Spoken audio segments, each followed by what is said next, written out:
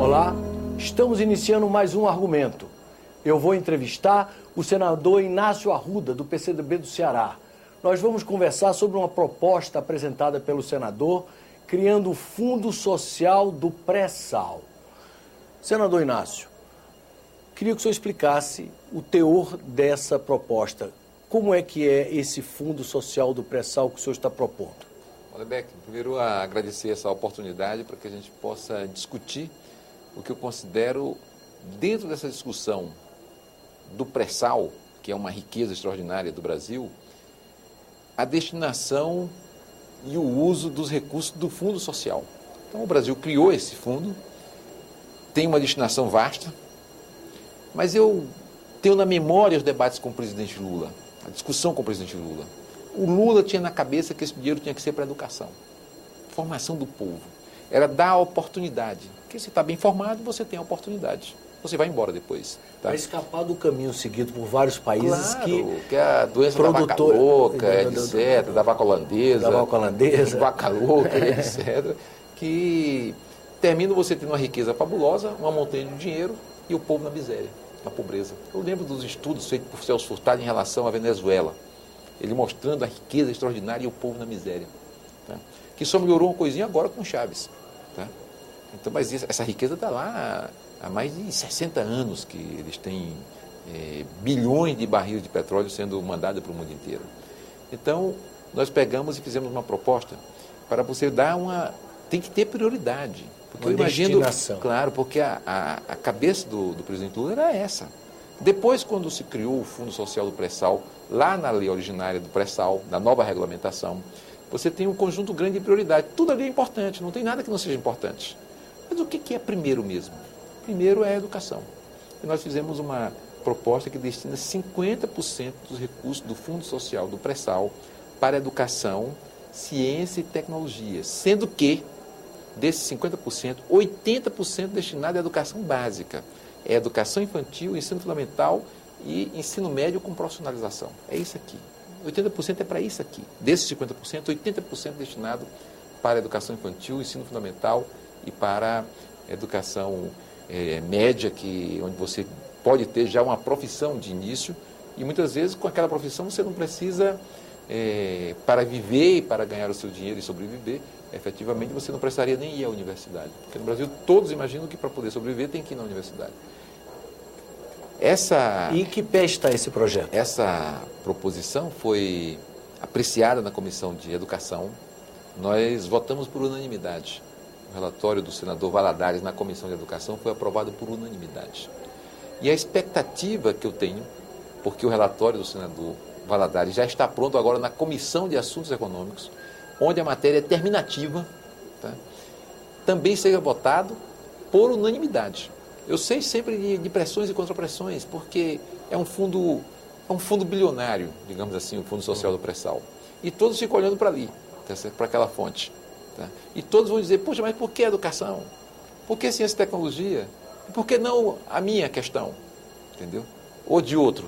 Claro, todos vão ter, e está justo, todo mundo está reivindicando corretamente. Mas é porque nós estamos na busca do que é primeiro, do que é prioritário, o que lhe dá oportunidade ao filho da pessoa mais pobre, mais carente. É o quê? Não é ter uma creche de educação infantil. Na minha cidade de Fortaleza nós estamos com essa carência.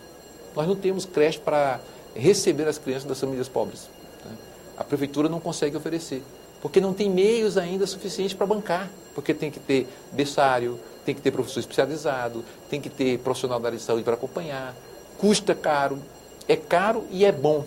E caro e bom tem que ser oferecido também para a população mais carente. E a experiência universal, né, senador, já mostra que a educação é a base do desenvolvimento. No final do século XIX, os japoneses fizeram isso, tiveram um sucesso enorme. Os chineses estão fazendo agora, estão deitando e rolando.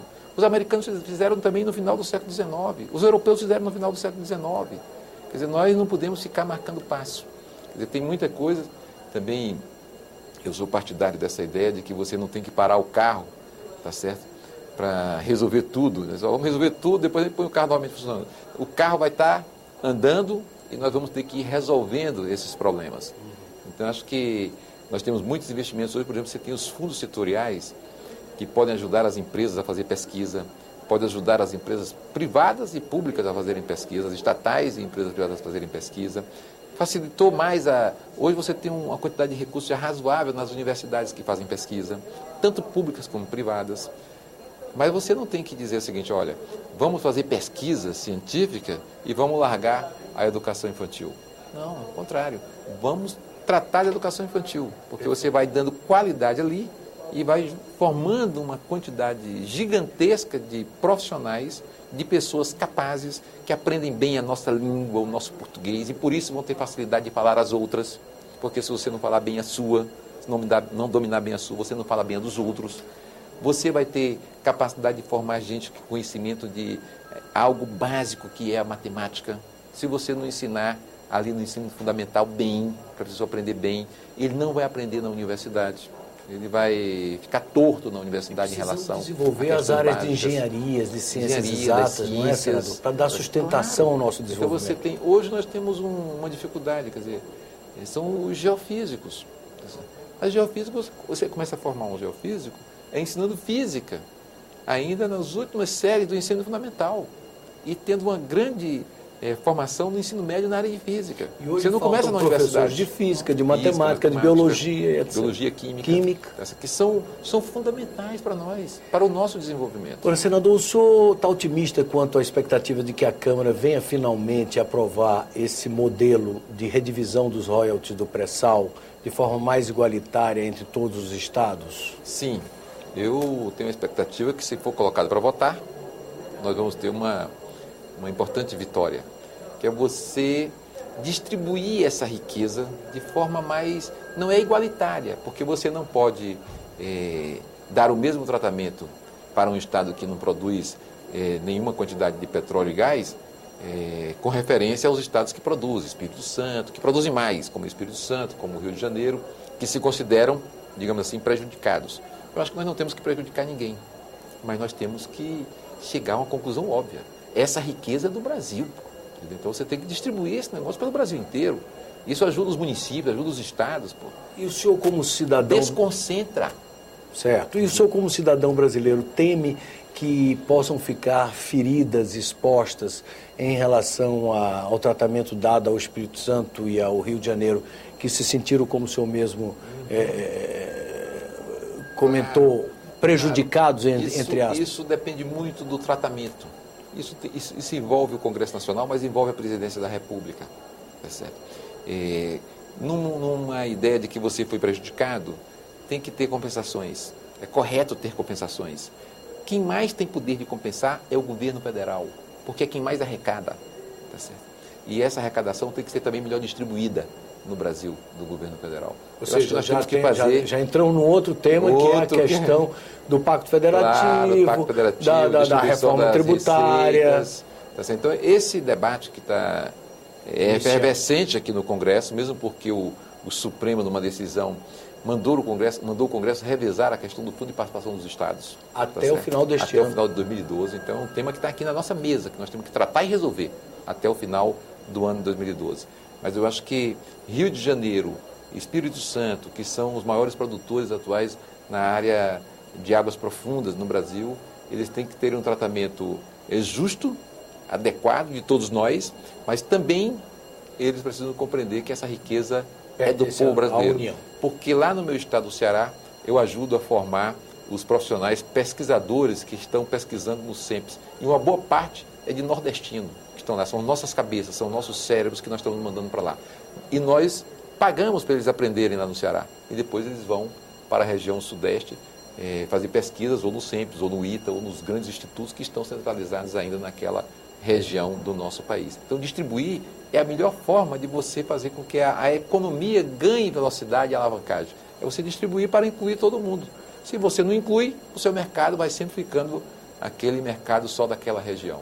Acho que nós temos possibilidades. Acho que essa questão da educação com o Fundo Social do Pré-Sal é uma necessidade. Isso mexe com o salário dos professores, isso mexe com a qualidade da aula, isso mexe com a questão da dedicação exclusiva, escola de tempo integral, que não é possível ter se você não tem meios, se você não tem recursos. E nós estamos propondo uma área que você não precisa criar um imposto. Você vai usar um recurso que já existe. Senador, muito obrigado pela conversa. Obrigado a você, um grande prazer. Obrigado. Vocês acabam de assistir aqui no Argumento uma entrevista que eu, Armando Hollenberg, fiz com o senador Inácio Arruda, do PCdoB do Ceará. O tema da nossa entrevista foi exatamente o Fundo Social do Pré-Sal, uma proposta apresentada pelo senador aqui no Senado Federal. Aqueles que quiserem encaminhar sugestões, comentários ou fazer a sua crítica, podem ligar pelo 0800 61 2211 e falar ali no Alô Senado, ou então via internet www.senado.gov.br/TV.